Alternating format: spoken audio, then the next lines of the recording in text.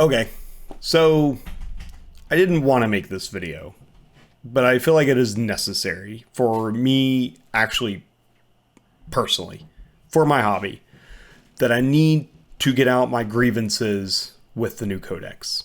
So primarily my issue with the new codex isn't about its strength, isn't about its weaknesses, it's nothing about that. As a huge Imperial Guard fan, I have one big grievance with the new codex. My big grievance is which units they chose to keep and which units they chose to get rid of.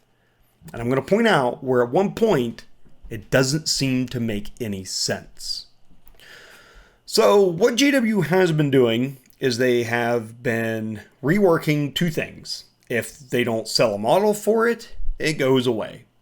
And then they've also been adjusting unit rules to reflect what actually comes in the box, which I think is a fine thing to do. I've been nervous about this all through 8th edition heading into 9th, especially since the Guard historically have used a single kit or kits that are no longer in production and then to substitute other kits to make a handful of units. And so what happens? Do we get those units released on their own finally, or again? And I'm referring to again for the Forge World units that are no longer in production. Or would we by chance get to keep those just because they have been longtime staples of the Guard? The answer is no. And so what we have lost and what I am mostly concerned with isn't necessarily the named characters. I'm not talking about the narrative, right? This isn't a rant about Yarick or Creed or Kel, who's dead, or any of the other folks like that, right? That's not the issue. The issue is the actual core units, right, that make up the army. And so what I'm upset that we lost are conscripts, special weapon squads, and weird vein psychers. So I'm going to dive into those a little more, but here's where I'm frustrated. Fine, we don't have kits. They don't, in case you didn't know, they stopped making weird veins. But here's where it gets a little odd, is because what it did make it into the codex were the servitors. In case you didn't know, servitors are these, they're humans that have been modified to serve the Mechanicum. Usually they run around with tech priests in terms of battle wise, and they help them out repairing vehicles and so forth. So we kept servitors. And you currently can still buy servitors. So fine, except you can only buy the heavy bolter servitor kit with the tech marine, the firstborn space marine, tech marine. And those are probably either fine cast or still metal. Not great. And the sculpts are pretty decent. They're actually nice little sculpts. But that doesn't reflect the rules we have here. Because the rules in the book also allow you to take the plasma cannon and the other options for the servitors. The other thing about the servitors is they don't really do anything other than hang out with your tech priest and shoot, which only 2 of them can have guns. So they used to actually give you buffs to healing your vehicles, and unless I've misread this, they don't anymore. So I don't understand their function in 9th edition Astra Militarum Codex. So we kept those, but we lost 3 of our most classic units. And here's what frustrates me. Just on the surface level, right? This really shouldn't matter, but it matters to me.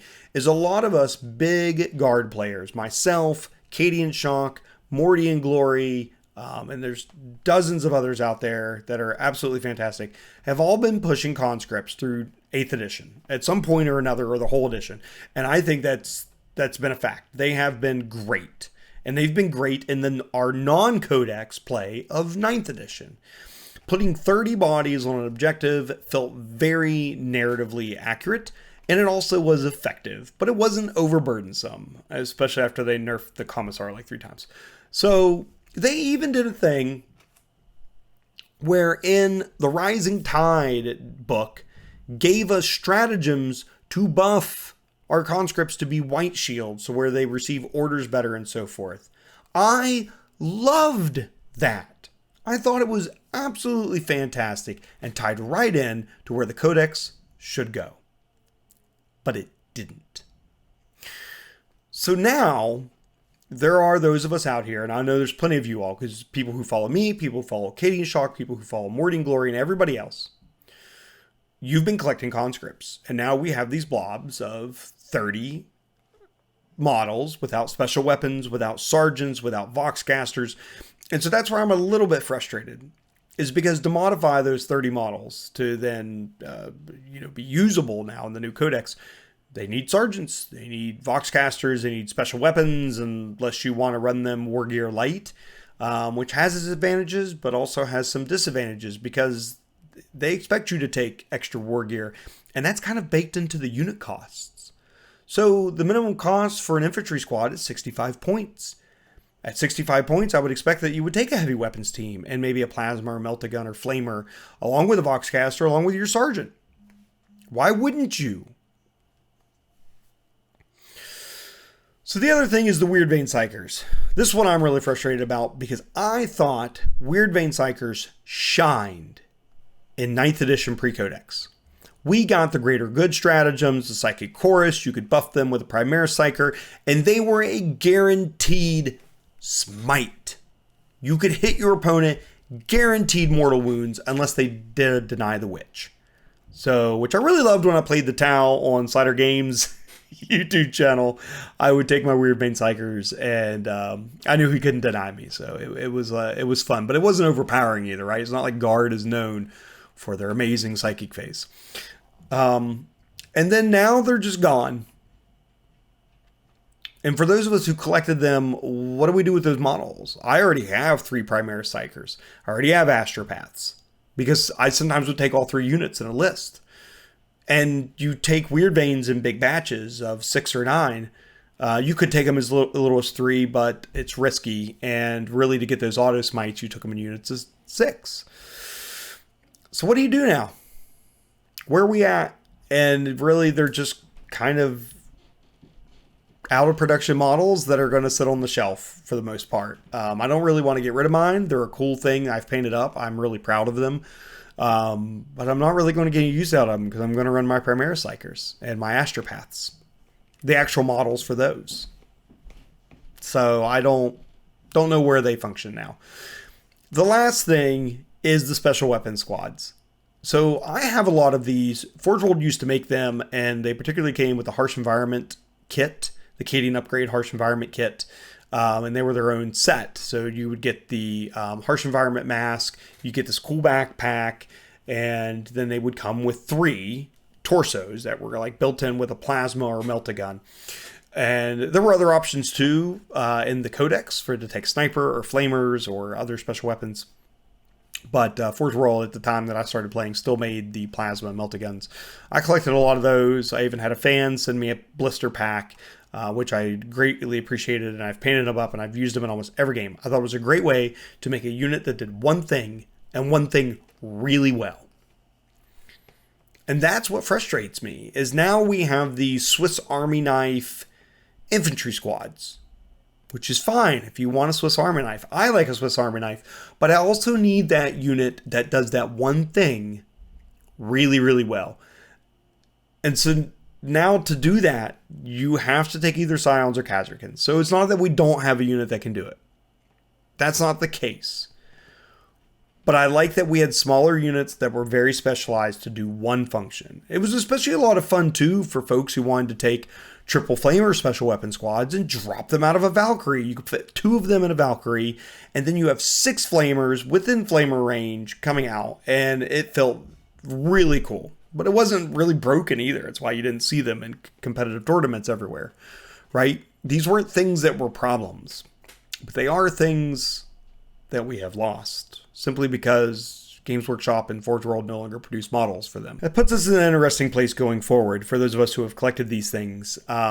We can obviously take the special weapon squads and build them out and to be, shock troops or infantry squads and so forth. So you can split those special weapon models up. Mine are going to be a little tricky because they're all in harsh environment suits, and you can't get the harsh environment stuff anymore. especially in the older model style.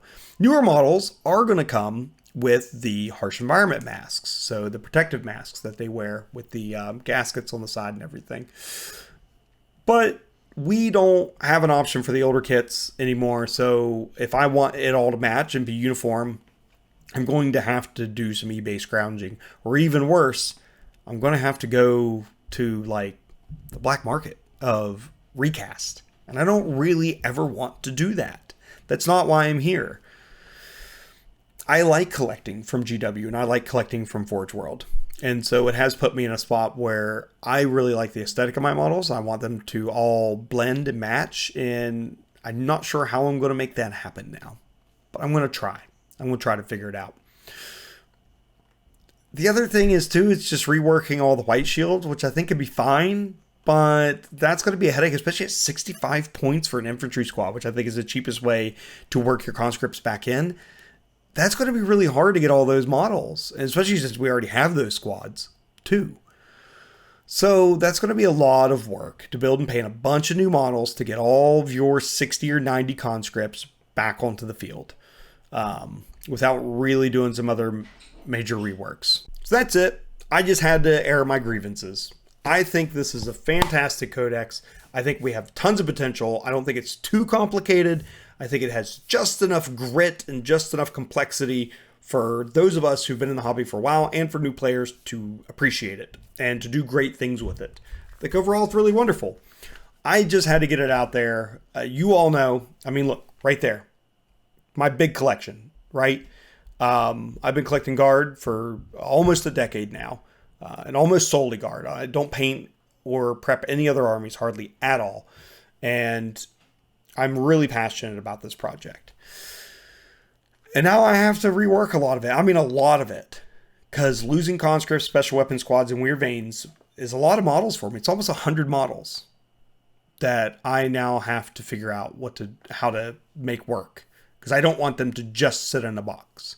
I want them to see the battlefield. I have taken a lot of hours to paint them and get them ready. And I will find a way to work them in. But I'm just frustrated that I do have to go to that extent to get that done. So just wanted to get that out there. This is not me saying that I'm unhappy with the codex necessarily. This is not me saying that I'm mad at GW in the long run. You guys know I don't do negative content. I don't gripe on Instagram. I don't gripe on YouTube. But I had to get this one off my chest. It's the first time that I've been majorly frustrated with GW. I hope that going forward, maybe they will re-release these units and we get them back on the battlefield once again. Only time will tell. So until next time, Cadia stands. Just not with white shields.